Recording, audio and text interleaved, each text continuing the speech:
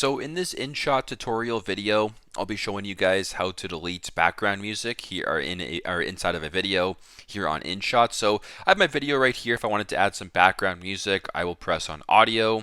I will then press on music. I will then go ahead and press on, I'll just add some background music right here. So I'll just go ahead and use this right here. I'll press on use. Here's my background music. You realize you don't like it, you want to delete it, it's pretty simple. Press the music right here, slide this bar to where it says delete, press the check mark, and now the audio or the music in your video is now deleted. So very simple, very straightforward. That is how you guys can delete background music in a video on InShot. Thanks again for watching, and I hope this video helps.